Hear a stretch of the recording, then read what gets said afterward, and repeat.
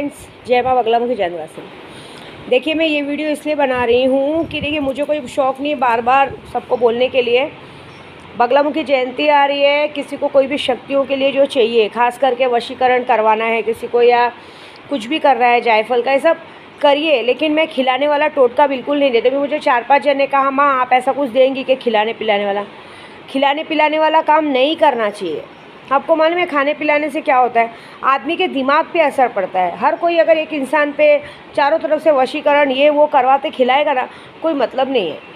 मेरा जो भी है मैं पूजे के तरीके से करती हूँ, मंत्र से करती हूँ। क्योंकि अगर हम खिलाने पिलाने वाला काम करेंगे, सोचो दिमाग पे कितना असर पड़ेगा। एक औरतें अपने डेट का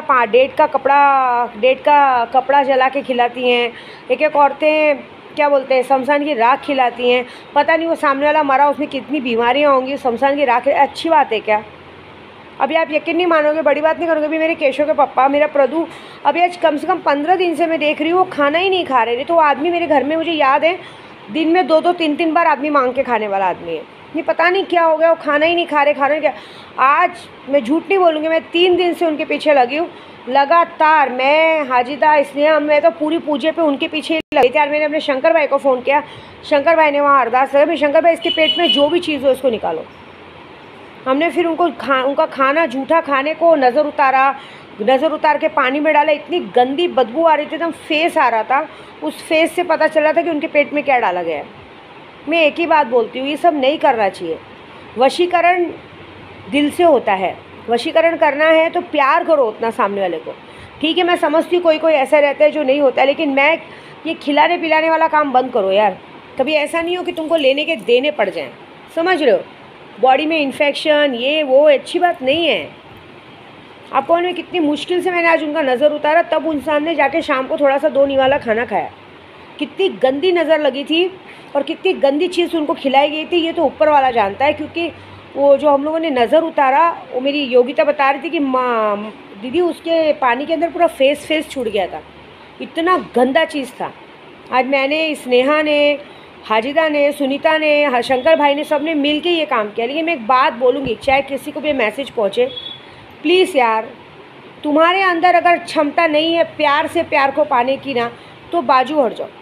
ये जो तुमने शुरू से लेकर किसी को भी बोल रही हो, चाहे कोई भी हो, चाहे घर के हो, चाहे बाहर के हो, चाहे माँ बाप हो, चाहे कोई भी हो, जो शुरू से लेकर अब तक आप लोगों ने खेल खेला है ना, ये सब बंद कर दो। ये दारू छुड़ाने के लिए आटे में पाउडर मिला के खिलाना, रोटी बना के खिलाना, मत करो ये सब यार। आदमी की जान जा सकती है। आप लोगों को समझ में नहीं आता है। खाना खाते हो कि घू खाते हो? सब लोग बेशरम हो क्या? शर्म नहीं आती? मैं आपको एक बात बताऊँ, मैंने देखा, मैं यूट्यूब पे जितना बोलती हूँ ना, उसका उल्टा किया जाता है। अरे वो आदमी का सोचो, मर जाएगा तो क्या होगा? तुम लोगों को ये मरते ही चाहिए क्या? ऑलरेडी 2 साल पहले मारने की कोशिश कर चुके हो, फिर भी अभी ऐसा। 2 साल पहले कौन सा कमी छोड़ा था मारने के लिए? फिर अभी तुम लोग को प्यार नहीं है क्या?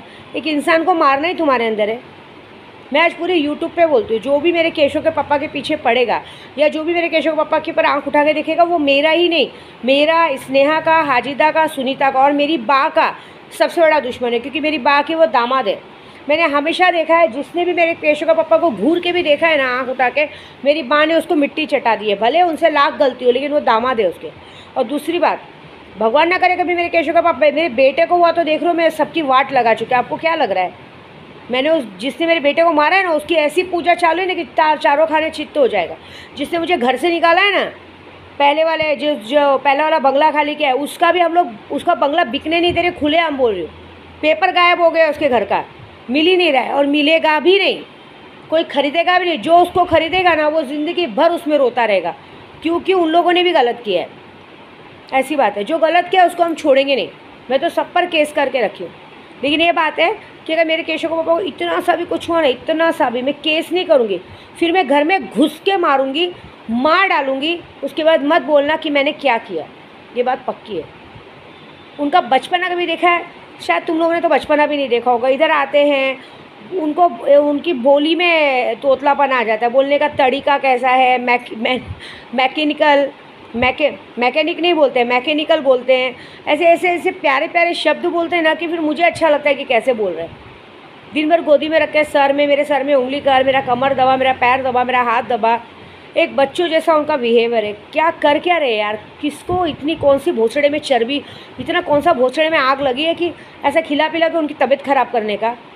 मैं कसम से बोल रही हूँ, मेरे को किसी का नाम नहीं ले रही हूँ, लेकिन जिस दिन मेरे को, हम लोग एक्चुअली पता है ये हरकत कौन कर रहा है, लेकिन मैं इतना ही बोलूँगी, जिस दिन मेरे केशव का पप्पा को हॉस्पिटल में भरने की नौबत आ गई और उनके साथ कुछ भी गलत हुआ, तो ये विद्या देवी उस दिन घर के बाहर निकलेगी और जिस घर में घुसेगी उस घर में कोई बचाने वाला नहीं मिलेगा। देखा ना मैंने जयंती के दिन क्या किया, मैंने क्या कहा था, जयंती के दिन विद्या देवी भी उतरेगी, अनु जी भी उतरेंगे, पूरा महिला मंडल उतरेगा। उतरा था ना जयंती के दिन दहाड़े बीच रोड पे सामने शेरनी के जैसा खड़ी थी।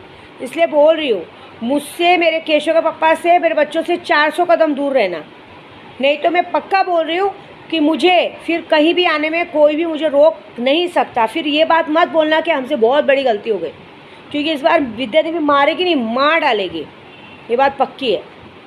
तो यही बात बोल रही हूँ, वशीकरण ऐसा मत किया करो यार। वशीकरण करवाना है मंत्रों से करवाओ, हम खिलाने पिलाने वाला काम नहीं देते, हम लोगों से गंदगी करते ही नहीं है। एक इंसान ऐसे ही वो कर रहा है।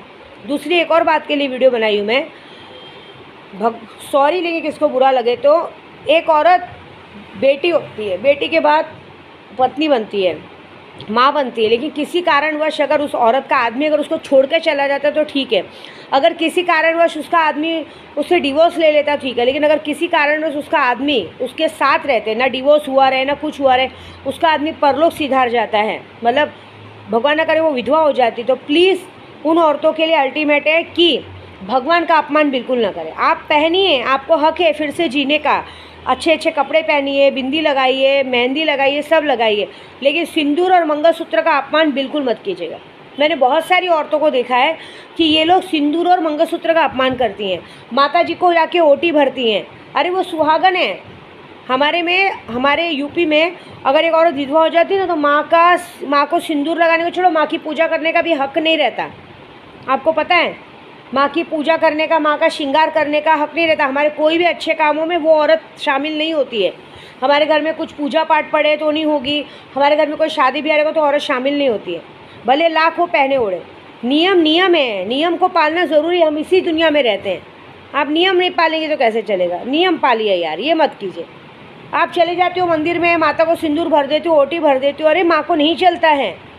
आपको पता है मेरी माँ भड़क जाती हैं, वो उनका एकदम मुझ पर सवारी आ जाता है। आज मुझे 2-3 लोगों का ऐसा मत करो। 2-3 लेडीज़ का फ़ोन आया, मुझे बोली मैम आपने हम लोग को इतना बोला, हम लोग और माँ बाप के लिए भी तो बोलिए ना। जो माँ बाप, मैंने अपनी वीडियो में क्या कहा था, ज़रूरी नहीं है कि बहुएँ भी गलत हो, माँ बाप भी। मैंने क्या कहा था, एक बेटे की जिम्मेदारी कि दोनों को कैसे मेंटेन रखना है। अगर उसको लग रहा है कि मेरे माँ बाप की वजह से मेरी बीवी को तकलीफ़ हो रही, मेरी बीवी की वजह से माँ बाप को तकलीफ़ हो रही है, तो दोनों को मेंटेन करके रखना उसका काम है। दोनों जगह फिर उसको ध्यान देना पड़ेगा। भले अगर वो अपनी बीवी को अलग लेके रह रहा है तो माँ बाप पे पूरा ध्यान दे, न कि माँ बाप को उठा के वृद्धाश्रम छोड़े। बस मैंने इतना कहा है, उस बात के लिए बुरा मत मानिए। अगर किसी के घर में ससुराल से भी अत्याचार हो तो उसके लिए विद्या देवी बैठी है ना, उनको सबक सिखाने के लिए। क्यों टेंशन ले रहे हो। होते हैं जिधर जहाँ 4 बर्तन रहते हैं वहाँ बचते हैं। इससे मैं अच्छे के लिए बोल रही हूँ, ऐसा मत करो। आदमी अगर एक बार पेट में चला जाता है वो निकलना मुश्किल होता है, मालूम है। गोल गोल घूमता रहता है, आखिरकार लोगों की जान चली जाती है। मैंने बहुत सारे जनों को देखा है, एक जन बोलते माता जी कुछ है क्या खिलाने पिलाने वाला। हम खिलाने पिलाने वाला काम नहीं करते, मैं शक्तियों का काम देती हूँ।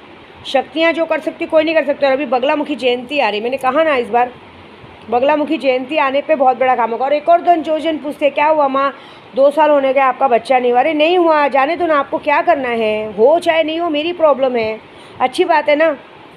अरे ये मनाओ, देखो मेरी दिक्कत है, होना रहेगा हो रहेगा, नहीं होना रहेगा नहीं होएगा। आप लोगों तो कोई खाना पानी मांगने आ रहा है क्या, आप लोग तो कोई बोल रहा है क्या। अपना काम करो यार, अपनी ज़िंदगी जियो, अपना पूजा पाठ में ध्यान दो। हम लोग अपने पूजा पाठ में ध्यान देते, यात्रा में ध्यान देते। अब तो मेरे चतुरानंद भैया वो लोग भी मेरे बच्चे के लिए पूछते नहीं है, उनको पता है जो होना होगा नहीं होना। उन लोगों को तो ये डर है कि कहीं हमारी दीदी को कोई बीमारी होगा, मेरी दीदी को कुछ हो ना जाए। अगर सच बोलूँ ना, अगर मुझे भगवान ना करे कुछ हो गया ना, तो उस दिन हमारे गांव में हम लोग ना ऐसा कोई ज़्यादा नाटक करता था, आम का पेड़ लगाते, उस दिन पूरे मुंबई में आम का पेड़ लग जाएगा। इतने लोगों के नाम पे आम का पेड़ लगेगा, ये बात है। और दूसरी बात, शक्तियाँ का जो हमने जायफल का ये सब का जो काम किया है, अभी भी बोल रही हूँ, अभी अमावस्या आने वाली बगलामुखी जयंती, जिसको सीखना है बिंदास सीख सकता है। हम पूरी चीज़ सिखाएंगे आपको, 0 से लेकर 100 नंबर तक की बातें सिखाएंगे। कैसे पूजा की जाती है, कैसे संकल्प लिया जाता है, कैसे शक्तियों को सिद्ध किया जाता है। चाहे कोई भी शक्ति हो, हम आपको पूरी तरह से सिखाएंगे, हमारा वादा है। ऐसी बात है। अभी एक जन ने पूछा, हम आप 50,000 में आप क्या क्या सिखाएंगे? अरे 50,000 में हम आपको दीक्षा कहते हैं ना, छोटे मोटे काम सिखाएंगे। जैसे कोई अगर हमारे घर पे झगड़ा करने आ रहा है, उसको कैसे रोक सकते हैं, किसी को कैसे बुला सकते हैं, वशीकरण सिखाएंगे। उसके बाद किसी को सबक सिखाना सिखाएंगे, नमक का काम ये सब नहीं सिखाएंगे। वो बोले वैसे बहुत सारे 10 से 15 आइटम रहते हैं जिसको हम सिखाएंगे, बोल के नहीं दिखाएंगे, धीरे धीरे सिखाएंगे। मेन्यू कार्ड नहीं बताएंगे पूरा क्या क्या सिखाएंगे। ये पहले तो हम आपको पूरा पावरफुल करेंगे कि आपको कोई देखे बोले तो आप तक कोई ये नहीं आएगा। देखो, कभी भी हम शक्तियों में सबसे पहले ये सिखाते हैं कि हम तक कोई नहीं आ सके। पहले हमको अपने आप को पावरफुल बनाना सीखना चाहिए।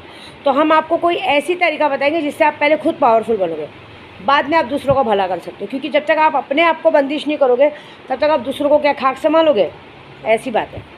तो यही बात है कि समझो, ये वशीकरण वाला भी समझो, वशीकरण करवाओ, मना नहीं है, लेकिन ये खिलाने पिलाने वाला बाबागिरी मत करो।